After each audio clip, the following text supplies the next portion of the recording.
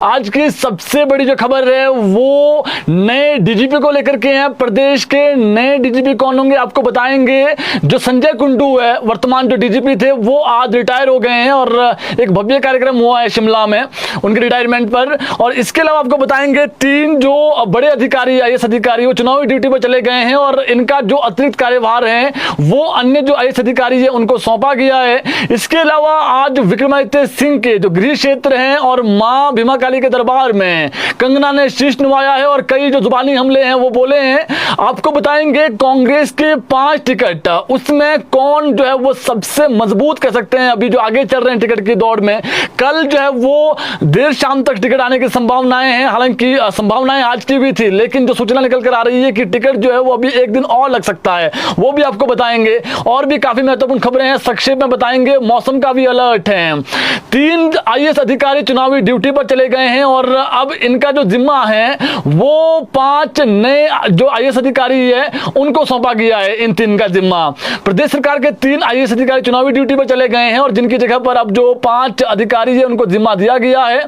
आपको बताएंगे अब जब तक ये वापसी नहीं लौटते हैं ड्यूटी पर तब तक जो अतिरिक्त कार्यभार है वो इनके पास होगा। और इसके अलावा पहले भी जो है वो आईएएस अधिकारी जो है वो गए हैं ड्यूटी पर बाहरी राज्यों में। जैसे जैसे जो है वो आगे चुनावी जो चरण होंगे उसमें और भी जो आईएएस अधिकारी है वो जाएंगे। आज कार्मिक विभाग ने नए जो आदेश हैं वो जारी किए हैं। उद्योग विभाग के निदेशक राकेश कुमारी प्रजापति के अलावा बिजली बोर्ड के एमडी हरिकेश मीणा और पंचायती राज के निदेशक राघव शर्मा चुनावी ड्यूटी पर जा रहे हैं। अलग अलग राज्यों में उनकी चुनावी ड्यूटी लगी है और उनकी जगह पर आईएएस अधिकारी आशीष सिंगमार को प्रबंध निदेशक पावर कॉर्पोरेशन लिमिटेड का अतिरिक्त जिम्मा दिया गया है, तो आज जो इनको जिम्मा सौंपा गया है। वहीं यूनिस को राज्य कर एवं आबकारी विभाग के अलावा अब इनको जो है वो निदेशक उद्योग विभाग का जो अतिरिक्त जिम्मा है वो दिया गया है। और विशेष सचिव ऊर्जा का दायित्व देख रहे अरिंदम चौधरी को बिजली बोर्ड के प्रबंध निदेशक का जो अतिरिक्त जिम्मा है वो सौंपा गया है। और जो डीसी राणा है जो निदेशक एवं विशेष सचिव आपदा राहत और निदेशक पर्यावरण विज्ञान एवं प्रौद्योगिकी है उनको अब निदेशक ग्रामीण विकास एवं पंचायती राज एवं विशेष सचिव पंचायती राज विभाग का जो अतिरिक्त जिम्मा है वो दिया गया है। हिम ऊर्जा के सीईओ शुभकरण सिंह को निदेशक ऊर्जा का अतिरिक्त जो दायित्व है वो सौंपा गया है आज।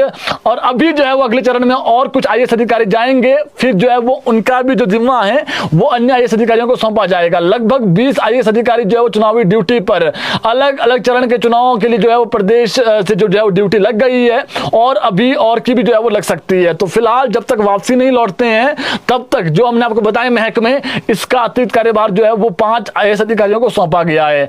अब बताएंगे आपको प्रदेश के नए डीजीपी कौन होंगे। डीजीपी संजय कुंडू आज रिटायर हो गए हैं और अब उनकी जगह जो नया डीजीपी का कार्यभार है वो मिल सकता है। डीजीपी की रेस में सबसे आगे 1989 बैच के आईएएस अधिकारी एसआर ओझा है।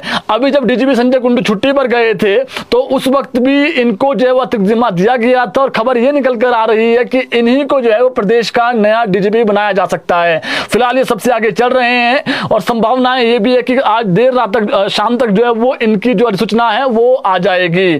फिलहाल जो डीजीपी संजय कुंडू है ये रिटायर हो गए हैं आज और 30 मई 2020 को जयराम सरकार ने इनको जो है वो इनकी जो ताजपोशी उस वक्त जब सरकार थी वो जयराम की सरकार थी और 30 मई 2020 को इन्होंने जो है वो डीजीपी का जो कार्यभार है वो संभाला था। आज ये अपनी सेवाओं से जो इन्होंने सेवाएं दी है विभाग में उससे सेवानिवृत्त हो गए हैं।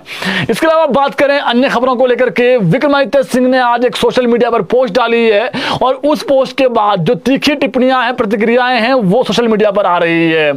आज विक्रमादित्य सिंह ने अपने फेसबुक पोस्ट पर लिखा है कि जो 9 राजघराने हैं उनके लोग भाजपा के साथ हैं, वहीं पीएम मोदी भी कहते हैं कि राजा महाराजा का योगदान उनका हम सम्मान करते हैं। ऐसे में जयराम ठाकुर प्रचार के दौरान मेरे गृह क्षेत्र में जाते हैं रामपुर बुशहर में, वहां जाकर के जो है वो भाजपा रजवाड़ाशाही के खिलाफ हैं, ये जनता के बीच में जो है वो बोलते हैं।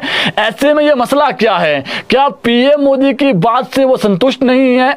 ऐसे में वो अपनी स्थिति स्पष्ट करें। तो उन्होंने इस बात को लेकर के घेरा है कि जो पीएम मोदी है वो कहते हैं कि हम जो है वो सम्मान करते हैं राजा जो पहले थे। अब जिस प्रकार से रजवाड़ाशाही के खिलाफ जो एक बयान दिया था वहां पर जाकर के जयराम ठाकुर ने, उसके बाद बाद आज सोशल मीडिया पर जो है उन्होंने कटाक्ष किया है, और कटाक्ष में जो बातें लिखी है हमने आपको बता दी है। उन्होंने कहा है कि विक्रमादित्य सिंह ने कहा है कि जयराम अपनी स्थिति स्पष्ट करें कि क्या वो पीएम मोदी की जो बात है उससे अलग अपनी प्रतिक्रिया रखते हैं, इस पर जो है वो जनता को बताएं। इसके अलावा बात करें आज कंगना रनौत की, तो आज जो विक्रमादित्य सिंह हैं उनके जो पिता है वीरभद्र सिंह, उनके पूरे परिवार की जो है वो आराध्य मां भीमा काली का जो मंदिर है, भीमा काली मंदिर सरहान में, वहां पर जाकर के आज जो है वो कंगना रनौत ने शीश नवाया सुबह 10 बजे। कंगना रनौत आज रामपुर दौरे पर थी और रामपुर में उन्होंने जो गांव है वहां पर सराहन, किन्नू, दोफदा, मशनू व गोपालपुर, वहां पर जनसंपर्क एवं जो नुक्कड़ सभा है वो की है और जन समर्थन मांगा लोगों से, वहां के जो लोग हैं कि जन समर्थन मुझे चाहिए चुनाव के लिए। और कंगना रनौत ने सबसे पहले सुबह जो है वो मां भीमा काली के दरबार में शीश नवाया, उसके बाद अपना प्रचार शुरू किया और प्रचार के दौरान उन्होंने आज कई जुबानी हमले बोले हैं और उन्होंने ये कहा कि आम आदमी भी राजनीति में ऊंचा मुकाम हासिल कर सकता है, और ये बात भाजपा ने चरितार्थ की है। जबकि कांग्रेस में जो उन्होंने आज आरोप लगाया है, जबकि कांग्रेस में जो परिवार आजादी के बाद से राजनीति कर रहा है उन्हीं के परिवार के इर्द गिर्द राजनीति जो है वो घूम रही है, जबकि आम आदमी केवल पोस्टर लगाने, नारे लगाने तक सीमित होकर रह गया है। ये उन्होंने आज आरोप लगाए हैं। उन्होंने कहा है कि हर बार भावनात्मक कार्ड फेंक कर वोट नहीं लिए जा सकते हैं। आज हर व्यक्ति का दायित्व है कि वो केंद्र में बनने जा रही मोदी सरकार में अपने मत से उसे मजबूत करे। दावा किया है कंगना रनौत ने कि सरकार बन रही है मोदी की और ऐसे में जो जनता है वो वोट डालकर उनको मजबूत करें, ये उन्होंने आह्वान किया है वहां पर जाकर के। तो आज फिर से एक बार कटाक्ष किया है और ये कहा है कि जो कांग्रेस है वो एक परिवार के आसपास ही घूम रही है, जबकि भाजपा ऐसे लोगों को जो है वो कह सकते हैं आप टिकट दे रही है जो लोग आम लोग हैं, और ऐसे लोग, जबकि कांग्रेस में जो है वो केवल लोग पोस्टर तक सीमित हैं।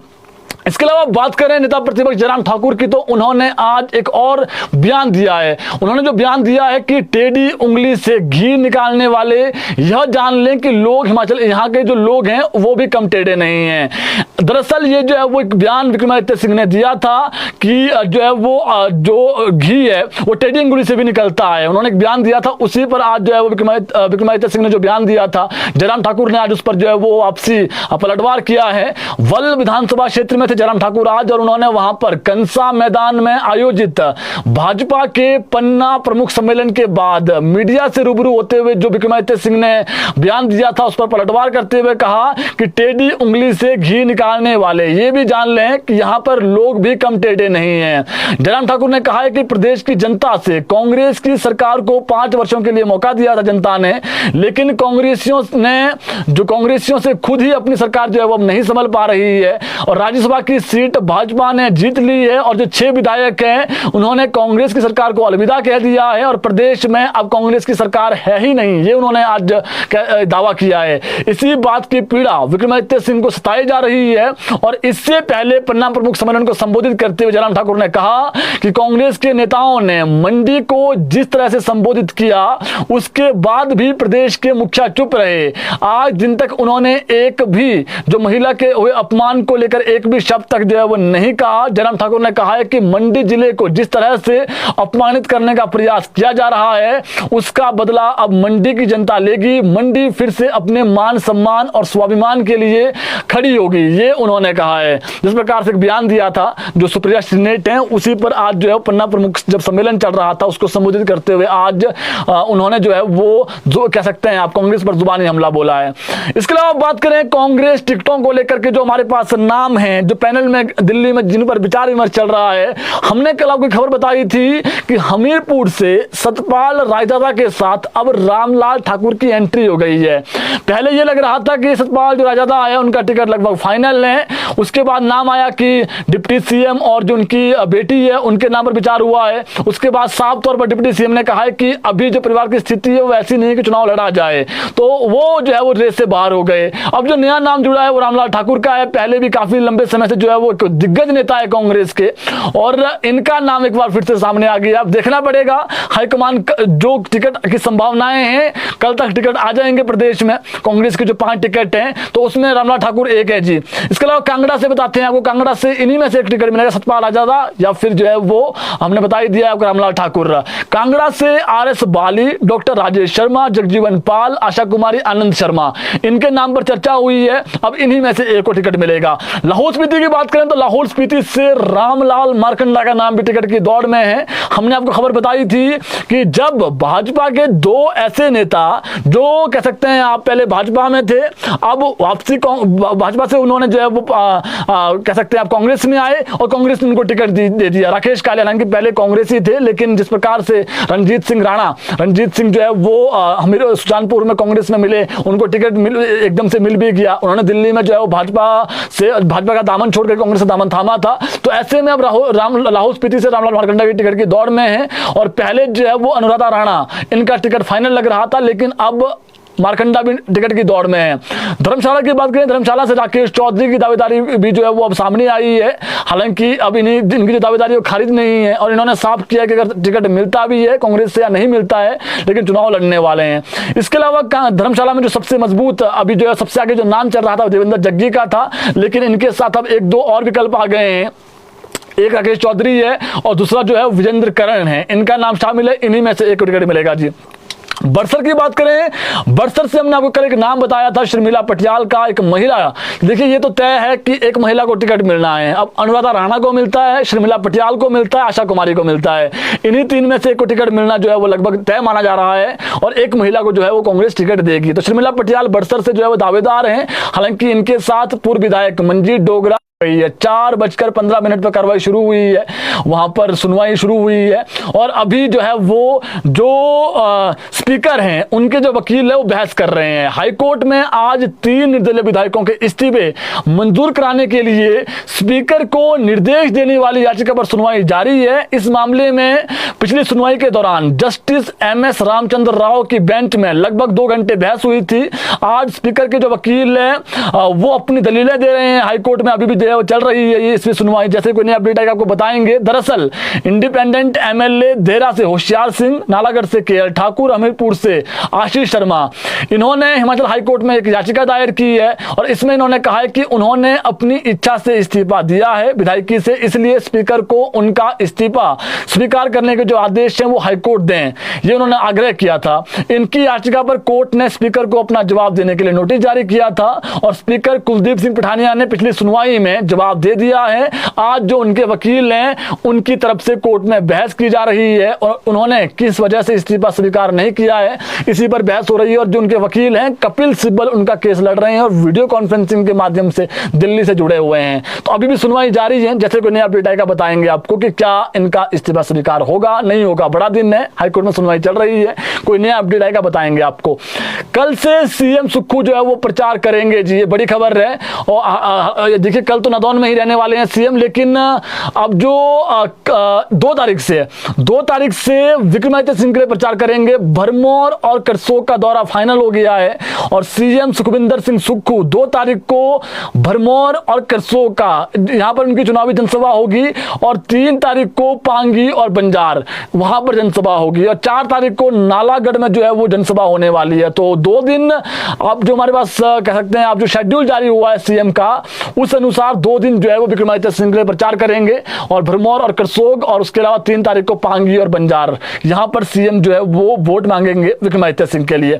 इसके अलावा बात करें शिक्षा विभाग की जुड़ी खबर को लेकर के, स्कूलों में दोपहर के खाने की जो है अब जांच होगी। बड़ी खबर है, प्रदेश के सरकारी स्कूलों में अब दोपहर के भोजन की गुणवत्ता की जांच होगी। 5 लाख छात्रों को स्वच्छ व पौष्टिक आहार देने के सख्त जो आदेश हैं विभाग ने जारी कर दिए हैं। अब स्कूलों में जाकर डाइट केंद्रों में पढ़ा रहे शिक्षकों से लेकर प्रशिक्षु शिक्षक भी स्कूलों में मिड डे मील का जो खाना है उसको चखने के बाद उसकी जो गुणवत्ता रिपोर्ट है वो तैयार करेंगे कि क्या अच्छा खाना, एक पौष्टिक जो खाना है बच्चों को मिल रहा है। इस बाबत प्रारंभिक शिक्षा विभाग ने जिला उपनिदेशक को जो है वो जो पत्र है वो जारी कर दिए, डाइट केंद्रों को पत्र जारी कर दिए हैं कि आप इस पर जो है वो अब आगे बढ़ें, और जो है वो बच्चों के बीच जाकर के जो खाना है कि अच्छा मिल रहा नहीं मिल रहा रहा है, इसका फीडबैक दें। आपको बता दें, प्रधानमंत्री पोषण शक्ति निर्माण योजना यानी कि मिड डे मील के तहत सरकारी स्कूलों में विद्यार्थियों को दिए जाने वाले मध्याह्न भोजन की जो मॉनिटरिंग है उसका दायरा बढ़ा दिया गया है और सोशल ऑडिट के अलावा जिला शिक्षा प्रशिक्षण संस्थान डाइट केंद्रों से टीमें स्कूलों में जाकर के जो है वो निरीक्षण करेंगी। यानी डाइट की टीमें जाएंगी स्कूलों में, देखेंगी कि क्या जो खाना है बच्चों के लिए अच्छा बन रहा है, पौष्टिक खाना नहीं बन रहा है तो फिर जो है वो वहां पर कार्रवाई होगी, जो दोषी होंगे जी। तो ये बहुत महत्वपूर्ण था, बच्चों को खाना सरकार फ्री में जो है वो भोजन दे रही है, बच्चों को पौष्टिक आहार दे रही है, तो उसकी गुणवत्ता भी अच्छी होनी चाहिए। इसके अलावा बात करें शिक्षकों के रिपोर्ट कार्ड को लेकर के, तो एक जो महत्वपूर्ण अपडेट है, शिक्षा विभाग में किसी को लगना है शिक्षक को, तो उसके लिए जो है वो शिक्षा विभाग आग्रह करेगा कि यहाँ का अच्छा जो है वो रिजल्ट है। तो ये एक बड़ी खबर है, जो शिक्षक अच्छा रिजल्ट देंगे स्कूलों में उनका इंक्रीमेंट भी लगेगा और प्रमोशन भी जल्दी होगी जी। और खराब रिजल्ट वाले जो स्कूल हैं उनसे जवाब तलब किया जाएगा। तो ये एक और महत्वपूर्ण अपडेट था। इसके अलावा बात करें मौसम को लेकर के, तो प्रदेश में मौसम लगातार खराब बना हुआ है। मई महीना कल से शुरू हो जाएगा और आप देखिए अप्रैल में भी बर्फबारी लगातार जारी है। अटल टनल, रोहतांग, कोकसर, बारालाचा, कुंजुम पास, बहुत सारी ऐसी जगह हैं, काजा, जहां पर लगातार जो है बर्फबारी हो रही है। इसके अलावा कल की बात करें तो कल से प्रदेश में जो मौसम है वो खराब रहने वाला है। परसों जो है वो कल भी मौसम खराब है, परसों चौथे साफ है, फिर 4 तारीख से जो है मौसम फिर से खराब होगा, पश्चिमी विक्षोभ सक्रिय होगा और मौसम अभी फिलहाल 4 मई से जब खराब होगा, 4, 5, 6 को येलो अलर्ट है, 20 मई तक मौसम खराब रहने का पूर्वानुमान है। यानी ये मान के चलिए कि 20 मई तक जो है वो जो कह सकते हैं आप गर्मी है उसका एहसास प्रदेश में नहीं होगा। तो मौसम कल खराब है जी, अधिक ऊंचाई वाले क्षेत्रों में, फिर 2 दिन साफ है, उसके बाद फिर से मौसम खराब है। तो मौसम लगातार खराब बना हुआ है। तो मौसम को लेकर जो अपडेट हमने बता दी है, जो मैं तो सूचनाएं थी आप तक पहुंचा दी है। इस बुलेटिन को शेयर जरूर करें ताकि प्रदेश के लाखों लोगों तक जो अपडेट है वो पहुंच सके।